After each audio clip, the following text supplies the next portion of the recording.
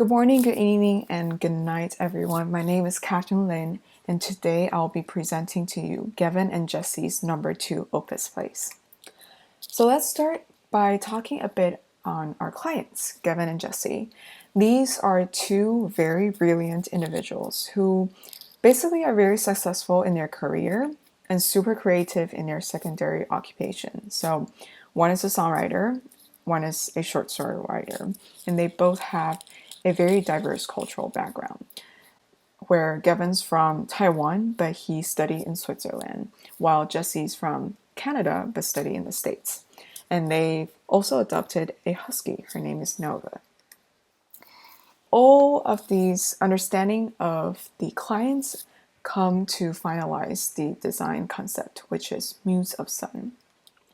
So there are basically two main aspects on this concept. The first is the word muse. It's basically focusing on the client's diverse cultural background and having the material selection being nostalgic of their home, yet very innovative in usage. So these three materials on the right, very interesting. They got picked from very early stages, but they actually went to the finalized design. Up here we see terrazzo, which is quite local and vintage looking in the Taiwanese culture. Also a great way to add in pops of color. And down here we have the oak wood flooring, which echoes kind of Canadian's wood material. And the second key aspect for the concept is the word sun, and as it suggests, puts emphasis on biophilia, and particularly echoing Gavin's Scandinavian life experience in Switzerland. So I would just like to kind of highlight this Italian marble right here, which is very reminiscent of the ocean wave pattern. And just a little bit more on the site analysis of number 2 Opus Place. It locates in downtown Atlanta. And I would just like to highlight the sun path right here because it explains why Unit D was purchased. It basically utilizes the majority of that daylight. And the reason why for such a high level was to kind of take advantage and appreciate the view of the park and the city nearby from high above. The program, of course, is very customized for our clients' needs. So on the lower floor, we have most of the public spaces, as well as guest bathroom and bedroom. The reason why is because the guests are most likely to be our clients' parents, which, obviously we don't want to torture them with a lot of stairs. And here we also feature a customized program, which is Jesse's library. And this is just a mood image showing perhaps having a mini second floor with some bookshelves organization. As for our upper floor, which will be where our master suite locates, there's also a lot of diverse spaces, such as the laundry room, the meeting room, and exhibition open area to showcase Jesse's personal collection of car models, as well as, of course, Gavin's needs for his personal studio. Now, I would like to walk you through the process in designing the floor plan. So here's a blocking plan for the lower floor. And to be quite honest, this is where I faced most of the challenges because the curtain window really prioritizes certain spaces due to the natural lighting. And obviously, I want to put emphasis not only on the public areas, but also on the den, Jesse's library, because this is where it's going to be used quite often by Jesse.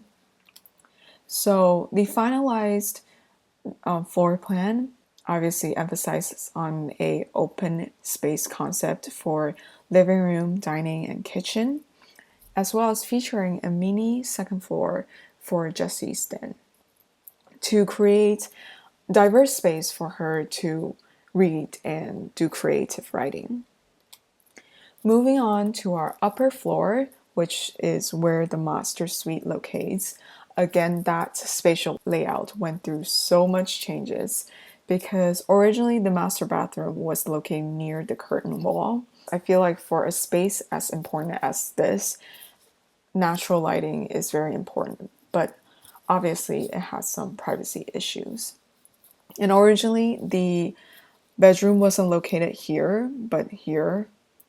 But as I finalized the design, I decided it would be best to reserve the golden spots for the bedroom with the great view, to have sufficient lighting for the closet and a window for air circulation for the bathroom. And another thing would be the thickening wall for the studio for acoustic purposes, as well as an individual recording booth. There's something I really want to highlight about the staircase experience because it's really unique to put the staircase near the curtain windows. And here, the staircase model really highlights kind of the storyboarding of walking through that staircase. So first is the wood slat design with a indoor plant showcasing. So as you walk through the staircase, you can see through that indoor plants through the wood slats, but also on your other hand, there's this beautiful city view just right next to you.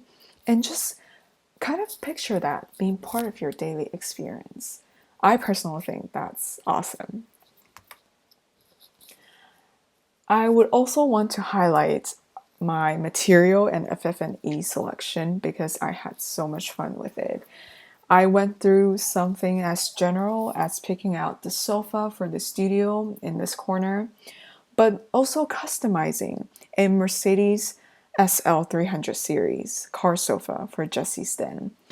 And it goes through something as detailed as picking out artworks that echoes our clients' traveling memories and specifying a silent motorized curtain tracks in the client's bedroom.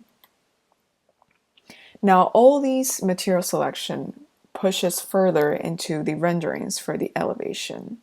So we start with the master bedroom. So say you wake up from a Saturday morning, and here I'm highlighting this customized headboard design. And perhaps our clients want to take a morning shower, so they'll come into their master bathroom and they'll do their laundry in the laundry room, hang some specialized silk clothing in the bar right here. They'll come down to the kitchen, enjoy great breakfast, grab a cup of cappuccino, and go to the balcony, enjoy the city view, maybe grab some tomatoes from their mini garden. And now we move on to our section. So it's time for our clients to do some personalized work. Jessie will go to her den, maybe sit on her Mercedes car sofa, read some books, while Gavin will be upstairs writing his music. The next day, the client's parents are coming to visit, where I'm highlighting the design of guest bedroom. Here is a customized sliding tea table, which is very appropriate for Taiwanese tea culture. The design of the bedroom also takes in consideration of feng shui, putting a lot of warm tones and wood furnishings and placing the bed near the walls. And to end their Sunday evening, maybe Gavin wants to do some productive work in the meeting room. And here I want to highlight some diverse lighting that includes the general lighting on the ceilings.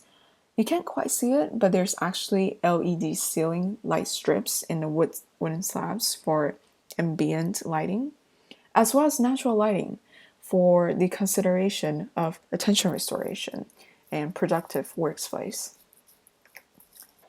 As we move to the conclusion, I think the biggest takeaway in this project is realizing the bond between client and the space design, and realizing that this is about creating a personalized experience in our client's life. And that itself is very powerful in its nature. So I would like to end with a quote said by Albert Haley. He says, "The essence of interior design will always be about people and how they live." Thank you.